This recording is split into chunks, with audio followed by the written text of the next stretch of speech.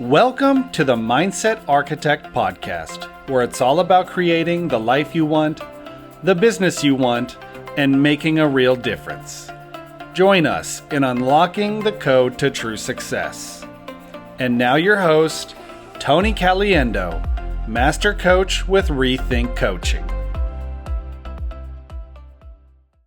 Hello and welcome to the Mindset Architect Podcast, episode number 16. I'm Tony Caliendo, Master Coach here at reTHINK Coaching. And as always, I want to thank you for sharing your time with me today and spending a bit of time taking a look into my world as to how I function and work with my clients. So thanks for being here. I wanted to talk today because the timing of this conversation is perfect. Many of us are approaching the end of the year. I think we're all approaching the end of the year, but many of us are approaching the end of our business year and have made great plans, business plans and strategies and goal setting for our upcoming year. And I will tell you, it's one of my favorite times of the year. And not only is it at the holiday season, but it's a time that we as entrepreneurs, business owners, realtors who are running really powerful businesses get to sit back and forecast what they would love for their upcoming year to be. What's their intention of the year ahead of them? And with that comes a great level of excitement. So I'll share with you, reTHINK Coaching, we clearly have a business plan for our upcoming year, 2024. And I'm always reminded when I do that forecast and I cast what our expectation is and what our intention is for the upcoming year, I got to tell you, it makes me so incredibly excited because of all the possibility that it's creating. You know, I get to look at, hey, when this goal is accomplished, this is the wake that we leave behind us, the impact field that we get to leave behind us on the people that we're fortunate enough to work with. And I sit in that space because it creates a lot of gratitude, it creates a lot of energy, and I really sit with how that is going to feel and what it is going to look like. So I know we've talked about this a little bit. However, as we're forecasting out our upcoming year, I want you to acknowledge and recognize that when we set goals, much like I have done and you have hopefully done by now, there is a great sense of excitement. It's very seducing to get you to think of all of the great things that are going to come your way when you achieve this amazing goal that you've set for yourself or for your business. So it's a cool place to be in, and I'm not denying that. I do want to talk to you, though, about the danger if we do not bring that feeling or that thought or that compelling future, if we don't bring it to life by taking specific action on our end. So I want to introduce to you a really powerful universal law called be, do, have. You see, when you set your goal, much like myself, and I was living into all the great feels and who's going to be impacted and what I'm going to be able to do and what the money we earn is going to be able to do and make a difference in the world, that's the have. That's the have of that universal law, be, do, have. And that is the really feel-good part of this. Now, the other parts of it are equally as important as the have. I like to call it the compelling future. I like to call it what you can see as your impact and who you're going to impact, whatever you want to call it. It's a cool space to hang out in. However, we've got to dabble deeply in the be and the do. And what does it mean? So the be simply means, and it's BE, not just the letter B. The be simply means who must I be or must I become to make my have a reality? You know, let's be honest. If we're setting a bigger goal than what we achieved previous year or what we've ever achieved, we can't necessarily show up as the same person and expect to get a bigger result. We must really work on the who must I become or who must I be to achieve that goal. And it's not a portion of this to just breeze over. I want you to really think about who must you be or who must you become. I'm going to give you some examples to help you understand that. So for myself, right, who must I be? I must be someone who's open to new ideas.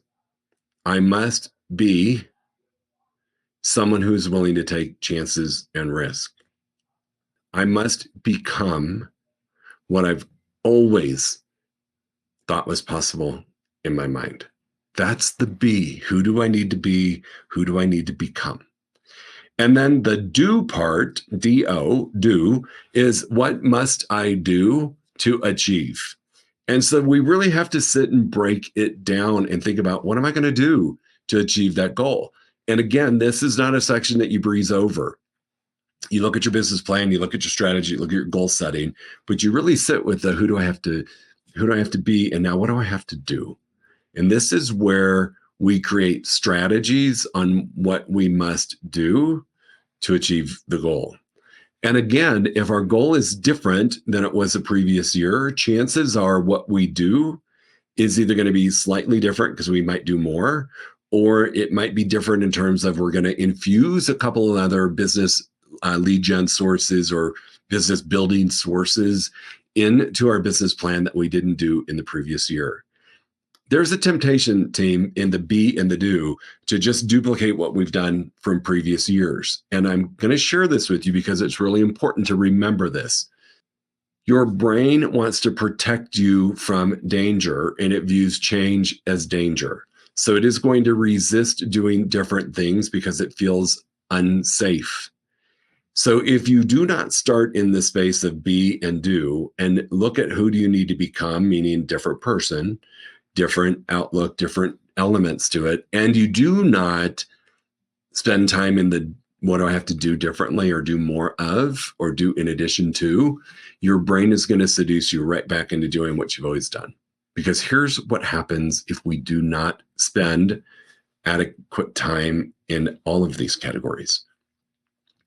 We are so pumped up about what we're going to get to experience in the upcoming year. I mean, for myself, I sometimes look at the business plan that we've created for reTHINK for 2024, and I have found myself asking, whose plan is this? Because this is huge. And then I realize it's for me, and I look at all of the great things that we're going to get to do because of the commitment that we've made.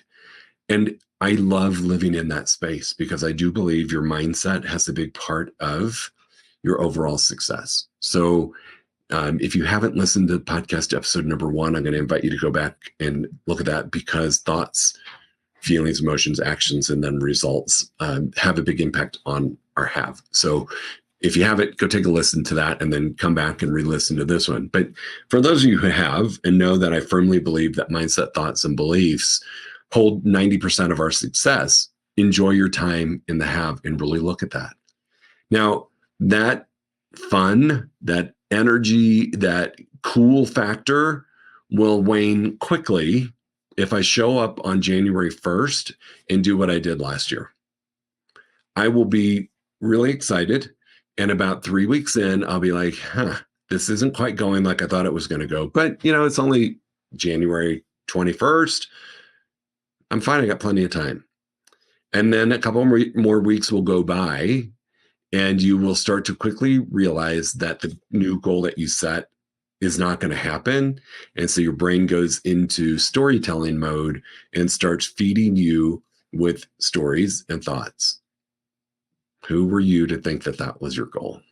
I mean, you yourself said it. You looked at it and thought, whose plan is this? It can't be mine.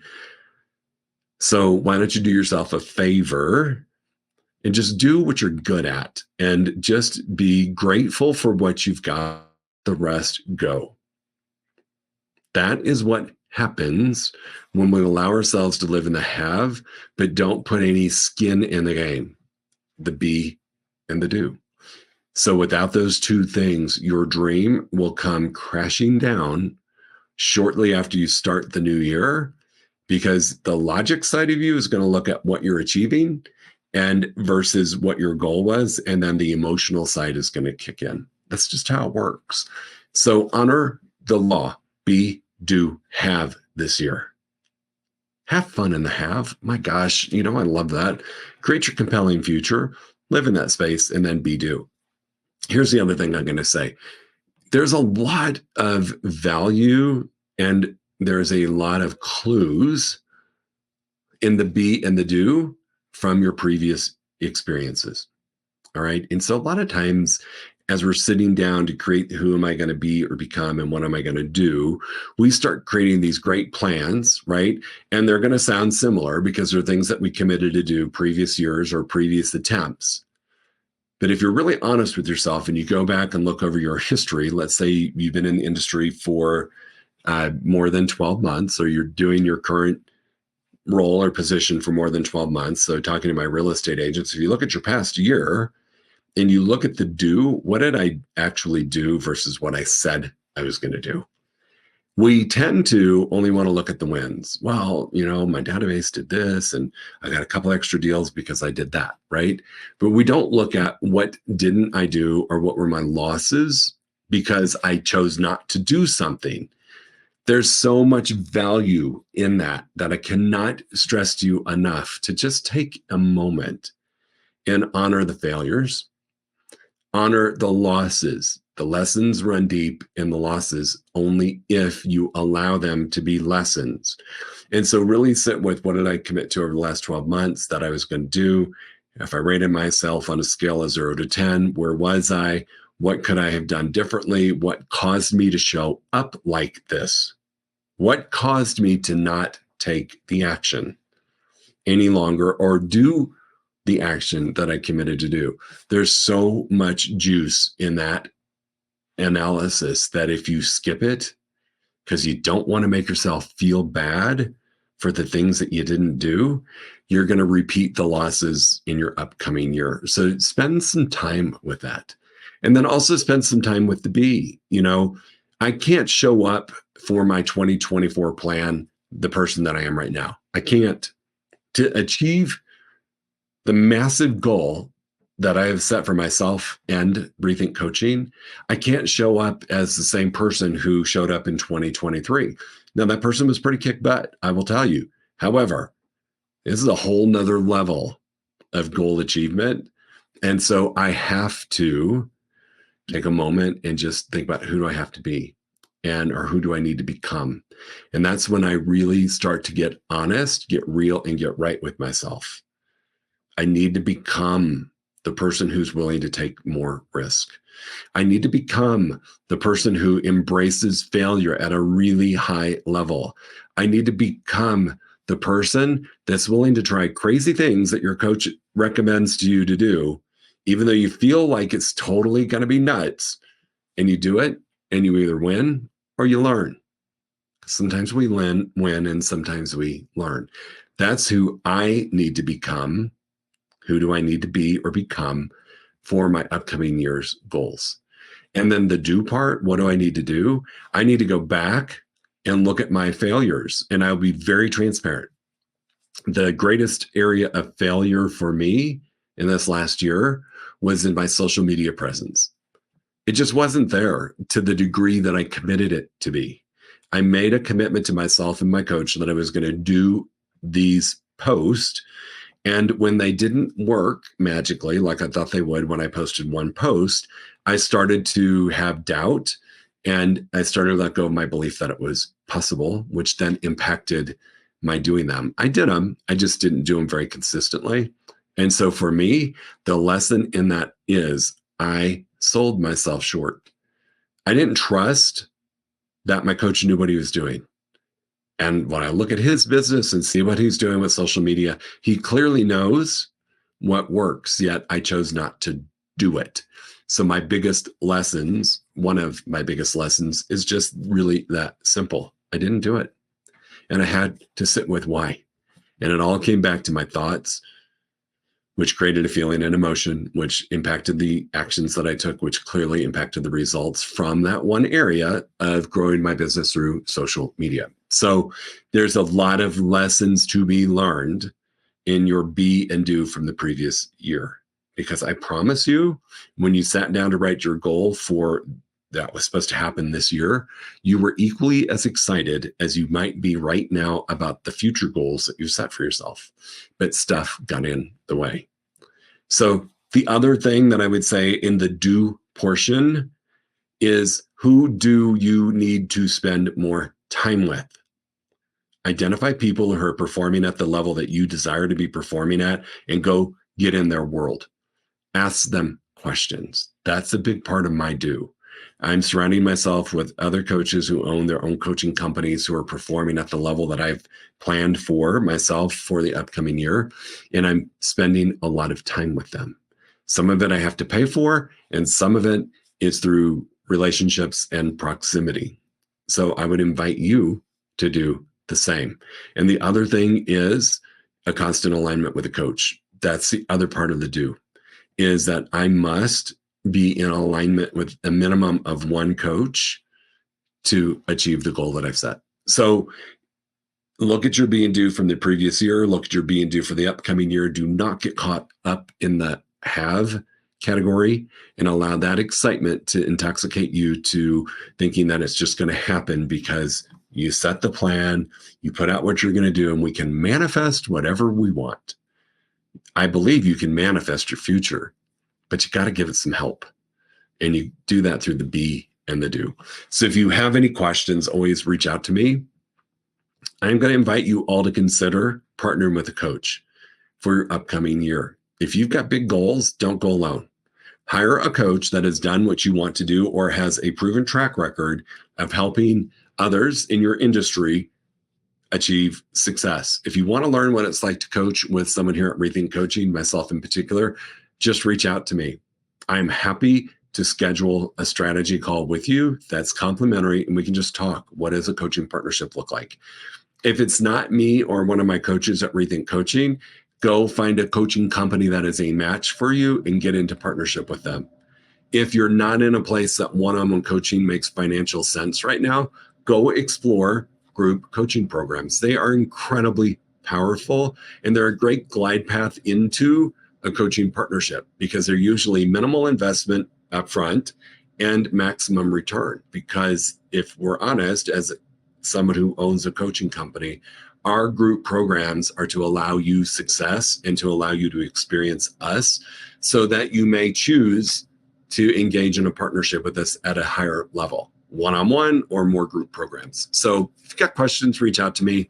You can find my contact information so easy on the internet. You can go to rethinkcoaching.com. My cell phone number is listed on there. Please feel free to reach out to me. Happy to answer any questions.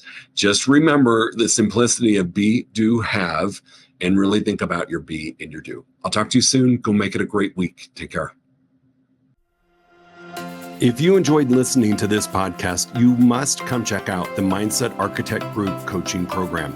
It's our monthly program where we explore the power of your mindset, help you identify what you truly want in business and life, and then help you reach those goals. Come check us out at rethinkcoaching.com/group-program. That's rethinkcoaching.com/group-program. We'll see you there.